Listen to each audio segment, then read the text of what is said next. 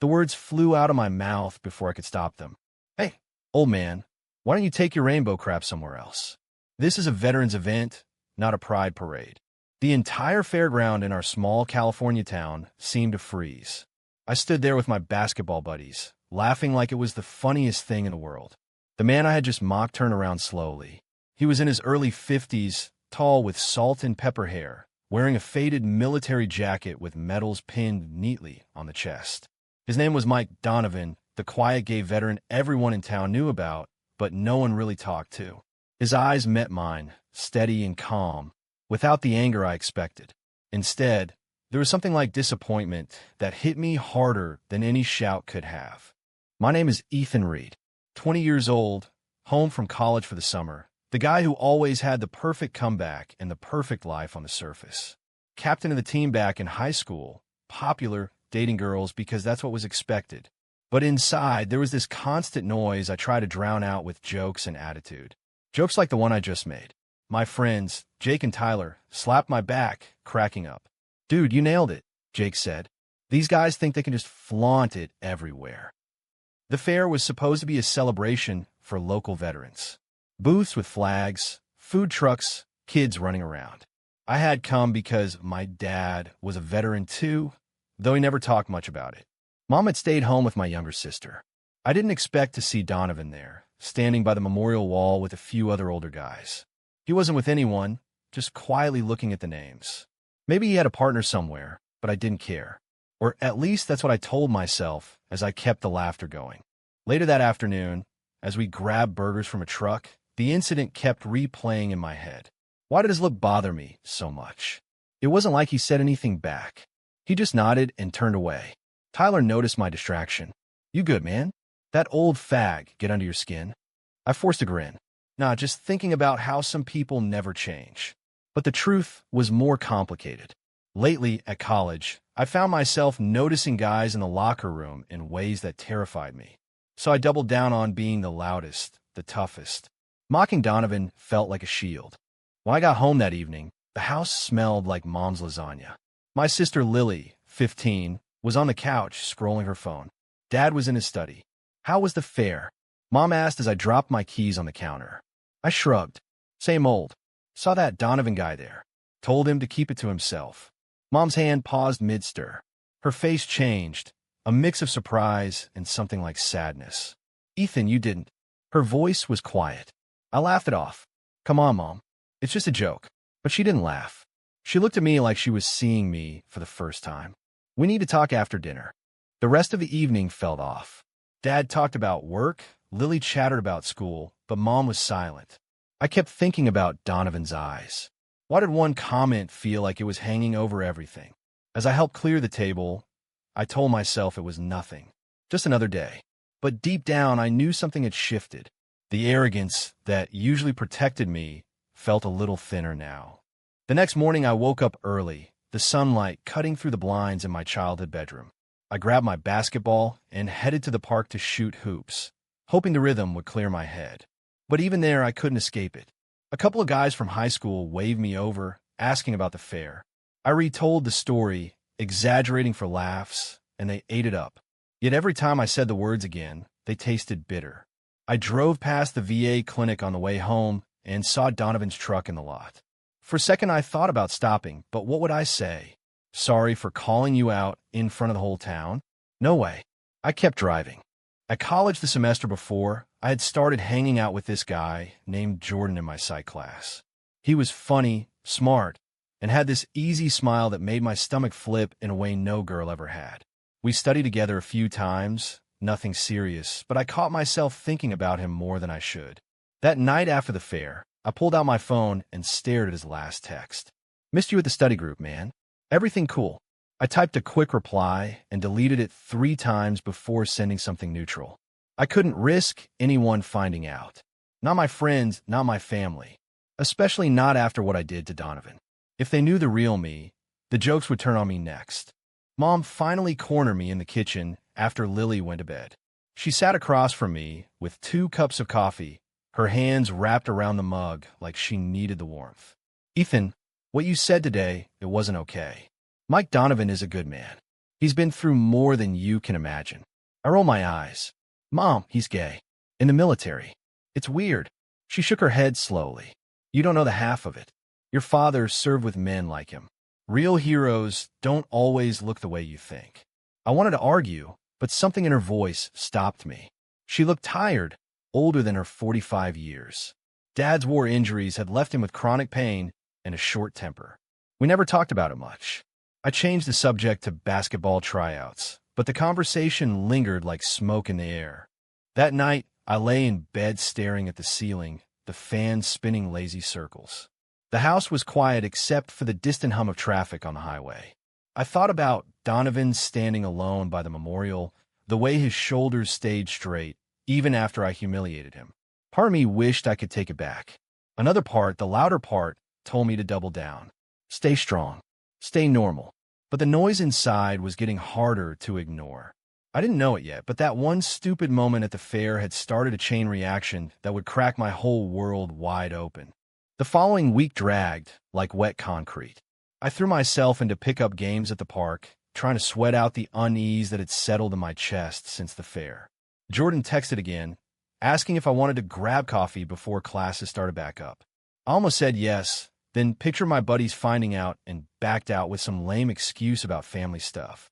Instead, I called Tyler and Jake, and we ended up at the lake throwing a football around until the sun dipped low.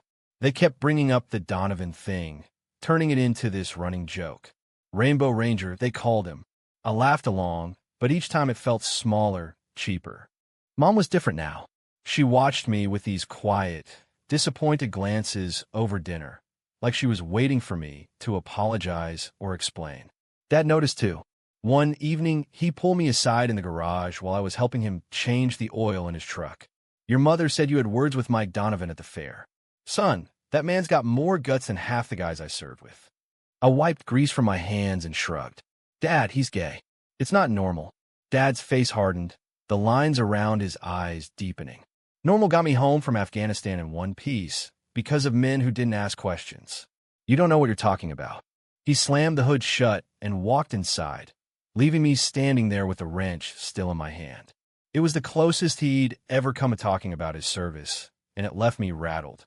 I started avoiding the downtown area where the VA clinic sat, but fate had other plans. My part-time job at the hardware store put me on delivery runs, and one afternoon, the GPS led me straight to Donovan Street. I parked in front of his neat little cottage with the American flag hanging by the door and the garden full of roses. My hands shook as I carried the box of paint supplies up the path. He answered the door in a simple gray t-shirt and jeans, no uniform this time. Recognition flashed in his eyes, but he just smiled politely. Ethan Reed, right? Thanks for bringing this out. His voice was steady, warm even. I mumbled something about no problem and turned to leave, but he called after me. You played a hell of a game last season. Your dad must be proud. I froze. How'd he know my dad? I nodded quickly and practically ran back to the truck. That night, Mom finally broke her silence. She sat me down in the living room after Dad and Lily went to bed. The lamp cast soft shadows across her face. Ethan, there's something you need to know about Mike Donovan. He and your father served together in Afghanistan. Your dad never talked about it much because, well, things were complicated back then. I stared at her. What are you saying? She took a deep breath. Mike pulled your father out of an ambush. Took shrapnel in the leg doing it. Your dad owed him his life. We all did. My stomach dropped. The room felt too small. I wanted to argue, to say it didn't change anything, but the words stuck. Mom continued softly. After your dad's injury got worse and the medical bills piled up, someone anonymously paid off the mortgage and covered the hospital costs. We never knew who until recently. It was Mike. He used most of his settlement money. Nearly lost his own home doing it. I sat there, mouth dry, the arrogance I'd worn like armor cracking wide open. The man I had publicly shamed had quietly saved my entire family. I didn't sleep that night. I kept seeing Donovan's calm eyes at the fair, the way he hadn't fought back. All the jokes, all the shields I'd built suddenly felt like lies. The next morning, I drove to the VA clinic before I could talk myself out of it. Donovan was in the garden out front, watering flowers. He looked up when I approached, wiping his hands on his jeans. Ethan, everything okay with the delivery? I swallow hard. I know what you did for my family. My mom told me. I'm sorry for what I said at the fair. He studied me for a long moment, then nodded once. Apology accepted, but sorry only matters if you mean it deep down. Come inside. Coffee's on. I followed him, heart pounding, not knowing this conversation would be the first step toward everything changing. Inside Donovan's cottage, the air smelled like fresh coffee and old books. Shelves lined the walls with photos of men in uniform, one face recurring, a younger guy with bright eyes and a wide smile. Donovan poured 2 mugs and motioned for me to sit at the small kitchen table. That's Tom, he said quietly, noticing my glance. My husband died in the same ambush where I pulled your dad out. Tom stayed behind so I could get your father to safety. The words landed like stones in still water. Husband. The casual way he said it made my chest tighten. I had never heard anyone speak so openly about loving another man. I'm sorry. I muttered again, this time for more than just a fair. He waved it off. Life's too short for regrets that don't teach you anything. Your dad wrote me letters after we got home. Never mentioned the gay part, but he thanked me every year on the anniversary. When the bill started crushing your family, I did what I could. No one should lose their home because of war wounds. We talked for over an hour. He told me about the military before don't ask, don't tell, ended, the fear of losing everything for loving the wrong person. I listened, really listened for the first time. My own secrets pressed against my ribs, but I kept them locked down. When I left, he clapped me on the shoulder. Come back anytime, Ethan. Doors always open. Driving home, the world looked different. The trees along the road seemed sharper, the sky bigger. Mom was waiting on the porch when I pulled up. You want to see him? I nodded. For once I didn't have a smart remark. She hugged me tight, something she hadn't done in years. I'm proud of you for that. Back at college the next week, Jordan was waiting outside my psych class. Hey, stranger. You ghosted me all summer. His smile hit me like sunlight after rain. We grabbed coffee, talking about everything and nothing. I caught myself staring at the way his hands moved when he laughed. The fear was still there, but it felt smaller next to the guilt I carried about Donovan. That weekend, my friends threw a party at Tyler's parents' cabin. I went, hoping the noise would drown out the new thoughts swirling in my head. Jake cornered me by the keg. Heard you apologize to the Rainbow Ranger. What gives, man? Going soft. The words stung in a way they never had before. I shrugged it off, but inside I felt the crack widening. Later, alone on the dock, I pulled out my phone and texted Donovan. Thanks for the talk. Means more than you know. His reply came quick. Anytime. Truth has a way of finding us when we're ready. The family dinner that Sunday felt different. Dad actually looked at me across the table and asked about my classes. Lily teased me about a girl I wasn't seeing. Mom just smiled like she knew something I was still figuring out. I helped with the dishes afterward, the warm water and quiet clink of plates giving me space to think. Donovan's story about Tom kept replaying. The love he described wasn't weird or wrong. It was real, deep, the kind people die for. I wondered what it would feel like to have that without hiding. The thought scared me, but it also felt like the first honest thing I considered in years. The leaves started turning gold by mid-October, and I found myself driving to Donovan's cottage every few days after classes. We'd sit on the porch with coffee, talking about everything from basketball to the war stories he rarely shared with anyone. He showed me letters my dad had written, pages filled with gratitude and quiet respect. Your father was a good man, Donovan said one afternoon. He never judged me for who I loved. Not once. I traced the faded ink with my finger and felt a lump in my throat. Dad had never spoken those words to me. The more I learned, the more my old jokes felt like poison I'd swallow myself. Jordan started sitting next to me in every class. One evening, he asked me to help him study for midterms at the campus library. We ended up closing the place down, laughing over bad coffee and even worse notes. When he walked me to my car, our shoulders brushed and neither of us pulled away. You're different lately, Ethan, he said softly. In a good way. I wanted to tell him everything right then, but the words wouldn't come. Instead, I just smiled and said I'd see him tomorrow. The drive home was quiet, my mind racing with possibilities I had spent years shutting down. At home, things were shifting too. Mom started inviting Donovan over for Sunday dinners. The first time he sat at our table, Dad shook his hand like an old friend, and they talked for hours about Afghanistan. Lily asked him about his medals, wide-eyed and curious. I watched it all, feeling the pieces of my life rearrange. Donovan never pushed me, never preached. He just listened when I finally admitted one evening on his porch that I thought I might like guys. The words came out shaky, but he didn't flinch. "Took me years to say out loud," he said. "You're already braver than I was at your age." The confrontation with my friends came sooner than I expected. Tyler found out I'd been hanging out with Donovan and cornered me after practice. "Dude, what's with you and the gay vet? People are talking." Jake stood beside him, arms crossed. "You turning on us?" I felt the old fear rise, but this time I didn't back down. "He saved my family, man. Paid bills we couldn't afford. He's a hero."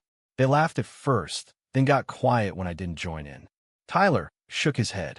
"Whatever. Just don't bring that crap around us." They walked away, and for the first time the loss didn't feel like the end of the world. I had something real now, truth, connection, the start of understanding who I actually was. Donovan and I took a walk along the river trail the next day. He told me about the day Tom died, how love and duty got tangled in the same explosion. "I almost gave up after that," he said. "But then I remembered why we fought. For people like your family to have a chance at tomorrow." I stopped walking and looked at him. "I don't deserve your kindness after what I did." He smiled that calm smile. "None of us start perfect, Ethan. We just keep choosing better every day." Winter rain started in November, turning the town gray and soft. Jordan and I were spending more time together, studying, hiking, talking late into the night on the phone. One Saturday, he drove me up to the overlook above Evergreen Falls. The valley spread out below us, mist curling through the trees. "I like you, Ethan," he said simply, no pressure, just honesty. My heart hammered so loud I was sure he could hear it. I took his hand, the first time I'd ever done anything like that. "I like you too. A lot." The words felt like stepping off a cliff and finding solid ground. We sat there until the rain started, shoulders touching, no need for anything more. The crisis hit when Dad's old war injury flared up bad enough to put him in a hospital. Bills started piling again, and I watched Mom worry lines deepen on her face. I drove straight to Donovan's. He listened, then pulled out a folder from his desk. "I still have some connections at the VA. Let me make some calls." Within a week, the paperwork was sorted, extra benefits approved, and the immediate pressure lifted. I sat on his porch after, staring at the rain. "Why do you keep helping us?" He shrugged. "Because someone helped me once. Tom did. Your dad did. It's how we keep the circle going." My friends drifted further away. Jake stopped texting. Tyler made awkward excuses when I saw him at the store. It hurt, but the space it left was filled with new things. Conversations with Donovan about identity and courage. Quiet dates with Jordan where we held hands under the table at the diner. Mom noticed a change. One night, she hugged me extra tight. "You're becoming the man your father hoped you'd be." I didn't cry until I was alone in my room, but they were good tears. Donovan invited me to the Veterans Day ceremony the following spring. This time I stood beside him at the memorial wall. No jokes, no shields. When it was his turn to speak, he talked about sacrifice and love without hiding anything. The crowd listened, some nodding, some wiping eyes. I realized then that the man I had once mocked in front of everyone was teaching the whole town what real strength looked like. Jordan came to the ceremony too, standing quietly in the back. Afterward, he found me and pulled me into a quick hug. "Proud of you," he whispered. In that moment, everything clicked into place. The mockery, the revelation, the slow, painful growth. I wasn't the same arrogant kid anymore. I was someone learning to stand tall in his own truth. Spring brought new green to the hills around Evergreen Falls. I graduated from a community college with honors and got accepted to a 4-year school up north. Jordan was going too, same campus. We talked about sharing an apartment, taking it slow, figuring life out together. Donovan helped me pack the last boxes, his steady hands taping up the cardboard like he'd done it 100 times. "You're going to do great things, Ethan. Just remember where you came from and who helped get you there." The night before I left, the whole family gathered at the cottage for one last dinner. Dad shook Donovan's hand again, this time with tears in his eyes. I never said enough back then, Mike. Thank you. For everything. Mom hugged him tight. Lily made him a card that said, "Best hero ever." I stood back watching, feeling the full weight of how one man's quiet choices had rewritten all our stories. On the porch after everyone left, Donovan and I sat in the dark with one last cup of coffee. "I was so angry at you that day at the fair," I admitted. "Not because of what I said, but because you made me look at myself." He chuckled softly. "That's what truth does. It shines a light where we least want it." We sat in comfortable silence, the kind that only comes after everything important has been said. The next morning, I drove out of town with Jordan in the passenger seat, the sun rising behind us. In the rearview mirror, I caught one last glimpse of the cottage and the flag waving goodbye. I wasn't running from anything anymore. I was moving toward everything I had finally learned to accept. True or false? True forgiveness requires confronting the pain we've caused others.